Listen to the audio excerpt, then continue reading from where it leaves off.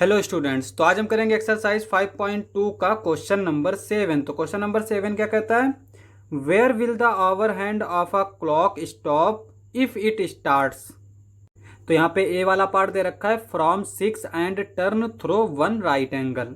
तो यहाँ पे कह रहा है कि अगर आवर वाली हैंड है, यानी आवर वाली अगर जो सुई है वो अगर 6 से स्टार्ट करे और 1 राइट एंगल चले तो वो कहाँ पे पहुँच जाएगी। तो यहाँ पे हम पहले घड़ी बना लेते हैं। ये हो जाएगा 12, ये 6, ये 3, ये 9, 1 2 4 5 7 8 10 11।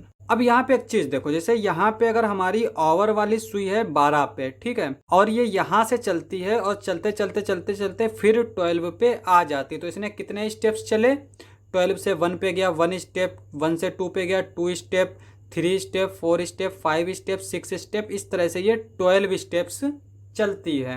और ये 12 से स्टार्ट होके 12 पे पहुंच गए तो इसने कितना एंगल बना लिया, 360 डिग्री। तो इसका मतलब ये हुआ कि 12 steps is equals to 360 degree. तो यहां से अगर हम देखें तो 1 स्टेप्स इज इक्वल्स टू क्या आ जाएगा हमारा, 360 अपॉन 12, और इसको हम डिवाइड करेंगे तो ये आ जाएगा 30 डिग्री। तो 1 step is equals to 30 degree. अब अगर हम 30 को 3 से मल्टीप्लाई करें तो ये क्या हो जाएगा, 90 डिग्री, और 90 डिग्री को ही हम बोलते हैं 1 राइट एंगल। तो यहाँ पे 3 steps is equals to 1 right angle.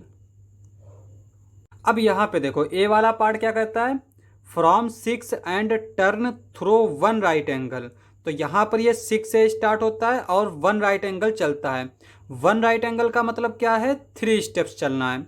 तो यहाँ पे देखो 6 पे था, 6 से 7 पे जाएंगे 1 स्टेप, 7 से 8 पे जाएंगे 2 स्टेप, 8 से 9 पे जाएंगे 3 स्टेप। तो 9 पे इसका 1 राइट एंगल बना लेगा। तो यहाँ पे इसकी जो आवर वाली सुई पहुंचेगी वो कहाँ पहुंचेगी, 9 पे पहुंचेगी।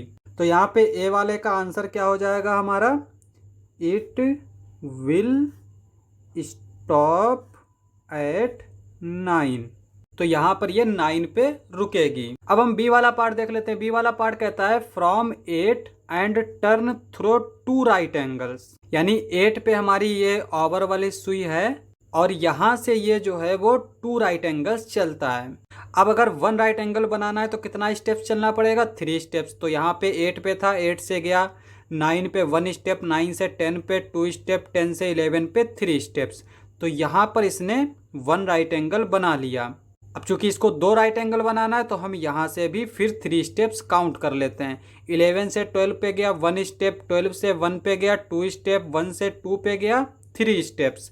तो यहाँ पे ये कहाँ पे आवर वाली सुई रुकेगी, 2 पे। तो यहाँ पे भी इसने 1 राइट एंगल बना लिया। तो यहाँ पे एक 1 राइट एंगल था, एक यहाँ पे राइट एंगल था, दोनों को ऐड करेंगे तो ये क्या हो जाएगा, 2 राइट एंगल।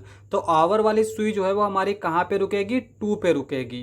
तो यहाँ पे हम आंसर लिख लेंगे। आंसर हमारा क्या हो जाएगा बी वाले का, इट विल स्टॉप एट 2। अब हम सी वाला पार्ट देख लेते हैं। सी वाला पार्ट हमारा क्या दे रखा है, from 10 and turn through 3 right angles. यानी 10 पे हमारी आवर वाली हैंड है, जैसे हमारी ये 10 पे है इस तरह से, और इसने 3 राइट एंगल्स चलना है। 1 right angles is equals to 3 steps. तो यहाँ पे देखो 10 से 11 पे गया 1 स्टेप, 11 से 12 पे गया 2 स्टेप, 12 से 1 पे गया 3 स्टेप्स। तो यहाँ पे इसने एक राइट एंगल बना लिया।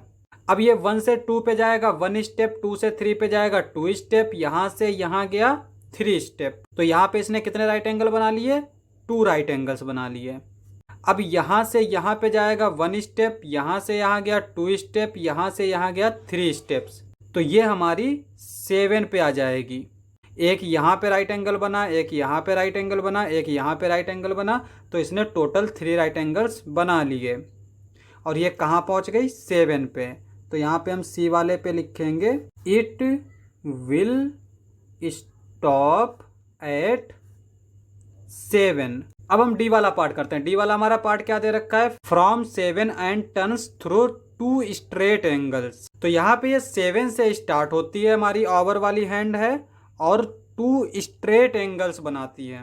अब स्ट्रेट एंगल हमारा क्या होता है, जैसे अगर हमारा ये एक पॉइंट है और ये हमारी कोई रे है और ये रे हमारी इस तरह से रोटेट होते होते होते होते एक स्ट्रेट लाइन की तरह हो जाए, तो यहाँ पे ये जो एंगल बनता है 180 डिग्री का, इसको हम बोलते हैं एक स्ट्रेट एंगल। और अगर ये हमारी रे इस तरह से चलती जाए, यहाँ पे पहुँचे, ठीक है, इस तरह से, और ये हमारा कितना एंगल बना ले, 90 डिग्री का, तो यहाँ से यहाँ चलने पर भी ये 90 डिग्री एंगल बनाएगा, यानी 1 राइट एंगल इधर बनाएगा, 1 राइट एंगल इधर बनाएगा, और 90 को 90 से ऐड करेंगे तो ये 180 हो जाएगा, यानी 1 स्ट्रेट एंगल बना लेगा। तो 2 राइट एंगल्स जो हैं वो हमारा एक स्ट्रेट एंगल बनाते हैं, यानी 1 straight angle is equals to 2 right angle. तो 2 स्ट्रेट एंगल कितने हो जाएंगे, 4 राइट एंगल्स। तो यहाँ पे ये जो 2 स्ट्रेट एंगल्स बोल रहा है, इसका मतलब हमें 4 राइट एंगल्स चलना पड़ेगा। और एक राइट एंगल कितने स्टेप से बनता है, 3 स्टेप से। तो यहाँ पे 7 से 8 पे गया 1 स्टेप, 8 से 9 पे गया 2 स्टेप, 9 से 10 पे गया 3 स्टेप। यहाँ पे इसने 1 राइट एंगल बना लिया। उसके बाद में 10 से 11 पे गया 1 स्टेप, 11 से 12 पे गया 2 स्टेप, 12 से 1 पे गया 3 स्टेप। तो यहाँ पे एक इसने राइट एंगल बना लिया।